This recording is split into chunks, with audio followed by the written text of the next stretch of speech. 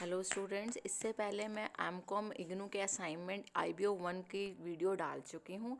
आज मैं IBO 2 international marketing management की वीडियो डाल रही हूँ, जिसका असाइनमेंट कोड है IBO/02/TMA/2020-21, जिसमें सारे ही जो ब्लॉक्स हैं वो कवर किए हुए हैं। जो हमारा फर्स्ट क्वेश्चन है वो रिलेटेड है इंटरनेशनल मार्केट सेगमेंटेशन से और पूछा गया है कि इसके बेसिस क्या हैं। सबसे पहले मैंने क्या किया, सारे क्वेश्चंस को उतार लिया है। उसके बाद 1 बाय 1 करके मैंने सारे क्वेश्चंस के आंसर दिए हैं। तो इस तरह से फर्स्ट क्वेश्चन हमारा 20 मार्क्स का है, सेकंड 20, और फिर उसके बाद जो थर्ड क्वेश्चन है वो 5 into 4 है, यानी कि हर क्वेश्चन जो ए पार्ट है वो कितने मार्क्स का है, 5 का है, और 4 पार्ट्स हैं इसमें। ऐसे ही फोर्थ क्वेश्चन में है और ऐसे ही फिफ्थ क्वेश्चन में है। सबसे पहले मैंने इसके क्वेश्चंस उतार लिए हैं और उसके बाद मैंने फर्स्ट का आंसर दिया है, जिसमें मैंने सबसे पहले मार्केट सेगमेंटेशन के बारे में बताया है कि मार्केट सेगमेंटेशन क्या होता है, इंटरनेशनल मार्केट सेगमेंटेशन क्या होता है, और फिर उसके बाद बताया कि इसके बेसिस क्या क्या है। फिर सेकंड क्वेश्चन में पूछा गया था ग्लोबल कंपटीशन के बारे में, फिर उसके बारे में बताया है मैंने कि जो ग्लोबल एनवायरनमेंट है वो क्या है, किस लिए ज़रूरी है। सेकंड क्वेश्चन में उसके बारे में डिटेल्स में बताया गया है।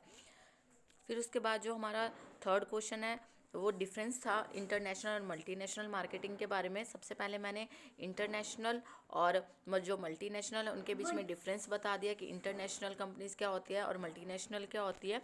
फिर उनके पॉइंट्स लेके 1 बाय 1 और उनके बीच में डिफ्रेंशिएट किया है कि जैसे सर्विस और प्रोडक्ट ऑफरिंग में इंटरनेशनल मार्केटिंग कैसे सर्विस ऑफर करती है, मल्टीनेशनल मार्केटिंग कैसे करती है। ऐसे करके मैंने 5 और 6 डिफरेंसेस बनाए हैं इसमें। उसके बाद जो थर्ड का बी है उसमें डिफरेंस था हाईटेक पोजीशनिंग के बारे में और हाई टच पोजीशनिंग के बारे में। तो मैंने पहले बताया है कि दो तरह की इंटरनेशनल मार्केटिंग पोजीशनिंग स्ट्रैटेजी होती है, हाईटेक पोजीशनिंग और हाई टच पोजीशनिंग। पहले मैंने दोनों के बारे में डिटेल्स में बताया है और उसके बाद फिर एक एक पॉइंट लेके दोनों को डिफ्रेंशिएट किया है। फिर जो हमारा फोर्थ क्वेश्चन है, सॉरी थर्ड का सी पार्ट है, उसमें बताया है डायरेक्ट और इनडायरेक्ट एक्सपोर्टिंग के बारे में कि डायरेक्ट एक्सपोर्टिंग क्या होती है और इनडायरेक्ट एक्सपोर्टिंग क्या होती है। उसके बाद मुझे जो कुछ पॉइंट्स मिले थे, नेट पे मैंने सर्च किया था, उन पॉइंट्स की मैंने डायरेक्ट कॉपी करके वो पिक्चर्स भी डाल दी है। और फिर उसके बाद कुछ डिफरेंसेस मैंने बुक से भी उठाए हैं और कुछ डिफरेंसेस मैंने नेट से भी लिए हैं। फिर है trade selling and machinery selling.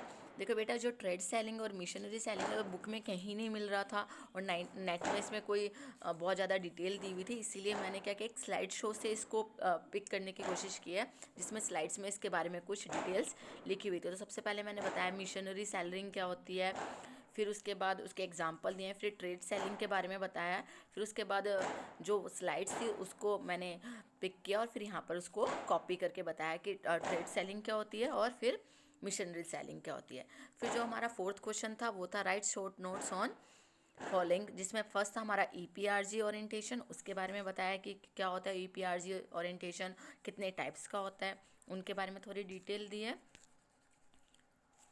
उसके बाद फ्रेंचाइजिंग बताया है कि फ्रेंचाइजिंग क्या होता है, उसका मीनिंग बताया, उसके बेनिफिट्स बताएं, उसके डिसएडवांटेजेस भी बताए हैं। उसके बाद सी है हमारा टेस्ट मार्केटिंग, की टेस्ट मार्केटिंग क्या होती है, उसके बारे में बताया कि टेस्ट मार्केटिंग कैसे हेल्पफुल है। जो हमारा डी पार्ट था वो रिलेटेड था ट्रांसफ़र प्राइजिंग से, कि ट्रांसफ़र प्राइजिंग का क्या मतलब होता है, कैसे यूज़ किया जाता है इंटरनेशनल मार्केट में, उसके बारे में भी डिटेल्स में बताया। जो हमारा फिफ्थ क्वेश्चन था उसमें हमें कमेंट करके बताना था, हमें जो स्टेटमेंट दी हुई थी उसके ऊपर हमें कमेंट करना था। तो पहले वाले क्वेश्चन में हमसे पूछा गया था कि जो रीजंस है बहुत सारे फर्म्स के कि वो इंटरनेशनल जाती हैं, क्यों जाती हैं, वो रीजंस बताए हुए हैं। ठीक है बेटा, तो फॉलोइंग रीजंस हैं इधर, ये रीज़न की थोड़ी स्पेलिंग मिस्टेक हो गई है, आप देख लेना प्लीज़। फिर उसके बाद इसके 5 और 6 रीज़न बताए हैं मैंने, सॉरी 9 बताए हैं। देन बी पार्ट में बताया गया था, क्वेश्चन था कि जो कंपनीज़ हैं तो वो मार्केट में एंटर करने से पहले बहुत सारी बातों के बारे में सोचती है कि क्या बिल्ड करें, कैसे करें, कौन सी मार्केट में एंटर करें, कौन सी मार्केट में ना करें। तो इस बेस पे जो क्वेश्चन था, मेरे अकॉर्डिंग ये क्वेश्चन इस बेस पे था कि जो कंपनी होती है वो मार्केट में एंटर करने से पहले क्या क्या बातें ध्यान में रखती है। तो मैंने उस क्वेश्चन को लेते हुए बताया कि उनको किस किस बातों का ध्यान रखना चाहिए, वो मैंने 7 और 8 पॉइंट बताए हैं। उसके बाद जो सी पार्ट था उसका, उसमें बताना था कि जो गेट्स है उसने कैसे एलिमिनेट कर दिए लीगल बैरियर्स को international marketing and services. GATS के बारे में नॉर्मली सबको पता ही होता है, हम एमकॉम में हैं तो नॉर्मली हमें पता ही है कि किससे रिलेटेड है। तो इसके बारे में थोड़ी डिटेल दे दी गई है कि ये किसका पार्ट है, WTO का पार्ट है, ये कैसे काम करता है, किस तरह से इसके फ़ायदे हैं, और ये जो मेंबर कंट्रीज़ होती हैं उसको कैसे फ़ायदा पहुंचाता है। जो डी पार्ट है उसमें बोला गया है कि international marketing research is full of complexity, कि जो इंटरनेशनल मार्केटिंग है जो हम उस पर रिसर्च करते हैं वो बहुत कॉम्प्लेक्स होती है। क्यों होती है उसके रीजंस बताए गए हैं। ठीक है बेटा, आई होप कि आपको ये वीडियो समझ में आए और आप इसे अच्छे से असाइनमेंट बना पाए। Thank you students. हो सके तो ज़्यादा से ज़्यादा इस वीडियो को शेयर करना ताकि जो बच्चे इसका बेनिफिट उठा सकते हैं वो उठा पाएँ। Thank you.